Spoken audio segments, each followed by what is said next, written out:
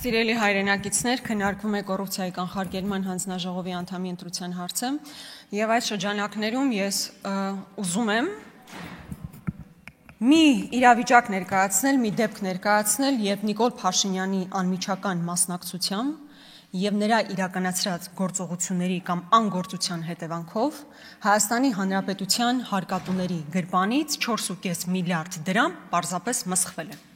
Սրա մասին ես առիթ ունեցել եմ տարբեր դեպքերով նկարագրել, բայց հիմա որոշակի հիմնավորումներ կփորձեմ ներկայացնել։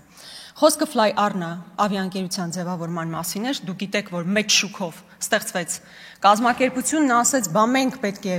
պետական ազգային ավիափոխադրող ունենանք, դրա համար օգտագործվեց մեր հարկատուների գրպանից 4.5 միլիարդ դրամ եւ արդյունքում ունենք ուղղակի ձախողված պրոյեկտ, ավիաընկերությունը չկա եւ նույնիսկ կա հայց ընդդեմ Հայաստանի Հանրապետության։ Բայց քանի որ շատերին հարցնում էին, բալավ դա ինչպես է տեղի ունեցել կամ Նիկոլ Փաշինյանը ինչ կապ ունի այդ ամբողջ գործընթացի մեջ, ես ուզում եմ հիմնավորում ներկայացնել։ Ուրեմն ես հիմա կփորձեմ կարդալ մի փոքր հատված Air Arabia ընկերությունների խմբի գլխավոր գործադիր տնօրեն Ադել Ալ-Ալի Նիկոլ Փաշինյանին ուղված նամակից մի հատված, որտեղ մասնավորապես ասվում է հետևյալը. Ես այժմ կցանկանայի անդրադառնալ 2023 թվականի ապրիլ ամսին մեր վերջին հանդիպմանը եւ դրա արդյունքներով 2023 թվականի հունիսի 2-ին ձեզ հասցեագրված նամակին, որոնք երկուսն էլ մեր եւ Հայաստանի Հանրապետության կառավարության միջև տեղի ունեցած երկարատև, սակայն մինչ օրս անարդյունք երկխոսության շարունակությունն էին Հայաստանում Fly Arna-ի առջև ծառացած էական մարտահրավերների առնչությամբ։ Կարծում եմ կարևոր է այստեղ ընդգծել, որ վերջիններս վատթարագույն ազդեցություն են ունենում ոչ միայն Fly Arna-ի, այլև Հայաստանում բազավորված ցանկացած այլ ավիաընկերության համար։ Հետևաբար, խնդիրների արմատական կարգավորումը կենսական նշանակություն է ունենալու առհասարակ Հայաստանի ավիացիոն ոլորտի եւ հայկական ավիացիայի համար։ Եվ խնդրահարույց գործոնները մեկ անգամ եւս ամփոփելու նպատակով արձանագրենք, որ դրանք ներառում են նախապես Air Arabia-ի խոստացված, բայց այդպես էլ չիրականացված հետեւյալ պահանջները, այսինքն արձանագրենք,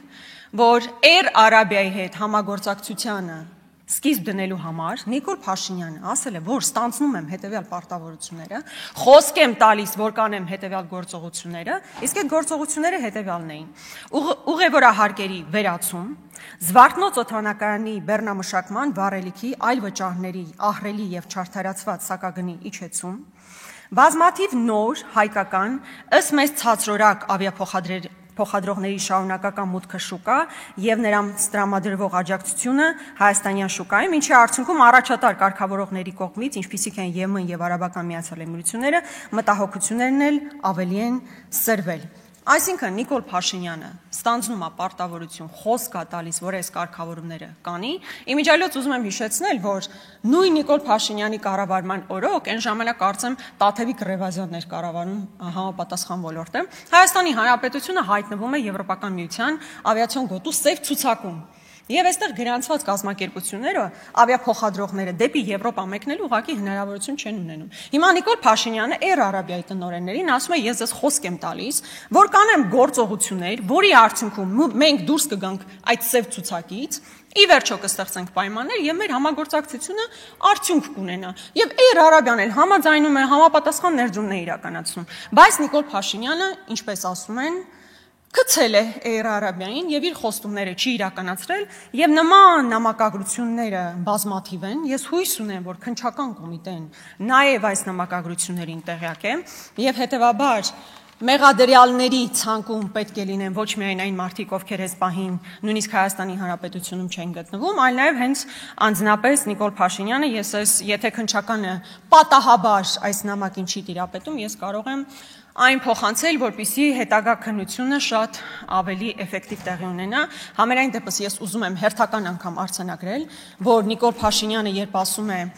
կան ծրագրեր, որոնք ուղղակի խայտարակություն էին, դա խայտարակություն չի, Նիկոլ Փաշինյան։ Դա ձեր անմիջական գործողությունների կամ անգործությունների հետևանքով մեր հերոս հարկատուների վրա արժեցած 4.5 միլիարդ դրամ է։ Սա ուղղակի ուզում եմ ֆիքսել եւ անցնենք առաջ։ Եվ իմիջիայլոց հերթական անգամ հիշեցնեմ, որ այս հիմքերը ընդունելով մեր դեմ հայց է ներկայացված միջազգային դատարանում եւ բավարար հիմքեր են ամենայն հավանականությամբ այդ հայցը կբավարարվի։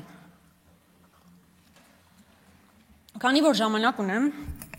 ես ուզում եմ նաեւ խոսել նախորդ շաբաթ իսկապես շատ ծանր շաբաթ էր ամբողջ հայ հասարակության համար, որովհետև ամենօրյա ռեժիմով մենք կարդում եւ լսում ենք ողբերգական իրադարձությունների մասին։ Իրապես տպավորություն էր, որ մենք Սիցիլիայում ենք ապրում, ինչ որ մաֆիոզների մասին է, էկոպարեկներ, ովքեր թմրանյութի տրանզիտ են իրականացնում, ընդդիմադիր համայնքապետ է սպանվում, գնդակահարվում ամենադաժան ձևով, հա, եւ այս ամեն ինչի մասին իհարկե պետք է խոսել, նախ եւ առաջ ուզում եմ ցավակցություններս հենց այս ամբիոնից հնչեցնել Վալոդիա Գրիգորյանի ընտանիքին, Կարեն Աբրահամյանի ընտանիքին, Մասիս Ասատրյանի ընտանիքին, Կապանցի Յուրա Մարգարյանի ընտանիքին եւ նրանց հարազատներին, որովհետեւ յուրաքանչյուր այս դեպքը իսկապես ողբերգություն է մեր բոլորիս համար։ Բայց ուզում եմ այստեղ անդրադառնալ հատկապես ընդդիմադիր համայնքապետ, Բարաքարի համայնքապետ Վալոդիա Գրիգորյանի սպանության դեպքին։ Վալոդյան շատ կարգին մարդ էր, նվիրված համայնքապետ, հարգված համայնքապետ, եւ ես կարծում եմ, որ նրա քաղաքական հաղթանակը վերջին ընտրություններում ի վերջո չներվեց նրան։ Եվ գիտեք, քննչական կոմիտեն ի սկզբանե պաշտոնական վարկած է առաջարկում, որ դա անձնական վրեժխնդրության հողի վրա է տեղի ունեցել։ Հիմա եկեք իրար հետ հասկանանք։ Անձնական վրեժխնդրություն իրականացնելու համար նշանակում է Վալոդիա Գրիգորյանը ինքը անձամբ կամ նրա եղբայրը կատարել են այնպիսի գործողություններ, որոնց կարելի է համարել, որ հետևաբար համապատասխան գործողությունները անձնական վրեժխնդրություն են։ Վալոդիա Գրիգորյանը որևէ հանցագործություն չէր իրականացրել, նրա եղբայրը, որ կապում էին ինչ-որ ձև փետրվարին տեղի ունեցած իրադարձությունների հետ, չի անցնում այդ գործով։ Նա ինչ-որ խուլիգանության գործով է անցնում, բայց փետրվարին տեղի ունեցած ողբերգական իրադարձությունների հետ անմիջապես չի կապվում։ Դրա համար կա կոնկրետ անձ, որ մեղադրական հոդվածով անցնում է։ Այսինքն, երբ քննչական կոմիտեի ղեկավարը հերթական անգամ ՀՄԿ-ի տաղավարից անպատասխանատու կերպով ասում է, որ գործը բացահայտված է եւ դրա հիմնական հիմքը անձնական վրեժխնդրությունն է, նաեւ պետք է հիմնավորի թե այդ անձնական վրեժխնդրությունը ինչ հիմքով էր, եթե Վալոդիա Գրիգորյանը եւ նրա եղբայրն անձնապես չէին կատարել այնպիսի գործողություններ, որոնք կարող էին հանգեցնել համապատասխան արձագանքի։ Բայց ես ասում եմ, կրկնում եմ, որ պետք է շարունակի քննությունը, ավելի մեծ շրջանակ պետք է դիտարկվի, թե ընդհանրապես ինչու է տեղի ունեցել այս ողբերգական իրադարձությունը։ Ես կարծում եմ, քննչական կոմիտեն պետք է քննության առարկա դարձնի նաև այն հանգամանքը, թե ինչու ի վերջո նրա Վալոդիա Գրիգորյանի նաև քաղաքական հակառակորդ, օրինակ Մհեր Ախտոյանը 10 օր առաջ մեկնում է Հայաստանի Հանրապետությունից եւ նրան ճանապարհում է այն նույն անձը, ով հետագային պետք է իրականացներ այդ սպանությունը, որը կարծես թե մինչև այսօր որևէ քննարկման առիթ չի դարձել։ Բայց առհասարակ պետք է այստեղ հատուկ շեշտադրել նաեւ իրավապահ համակարգի բարձի թողի վիճակը։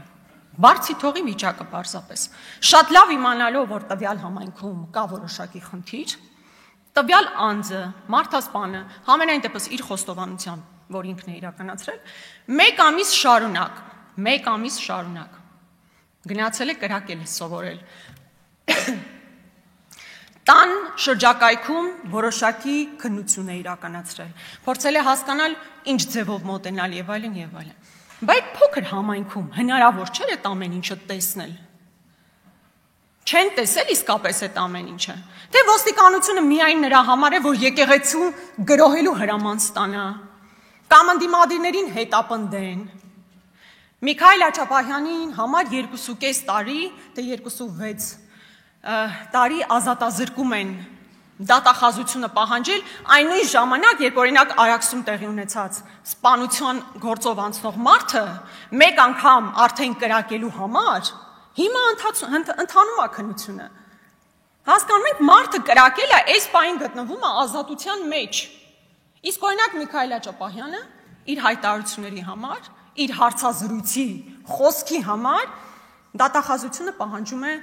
2.6 տարվա ազատազրկում։ Սա այն ամենն է, ինչ պետք է իմանալ այսօրվա իշխանությունների առաջնահերթությունների մասին եւ ընդհանրապես իրավապահ համակարգի գործունեության մասին։ Այսինքն, եթե դու ընդդիմադիր ես, պետք է կամ հետապնդվես քաղաքական առումով, իսկ ոստիկանությունը միայն Նիկոլ Փաշինյանի աթոռը պահելու համար է եւ ոչ թե երկրում կարգ ու կանոն հաստատելու։ Հաջորդ ելույթի համար Քրիստինե Վարդանյան, համեցեք։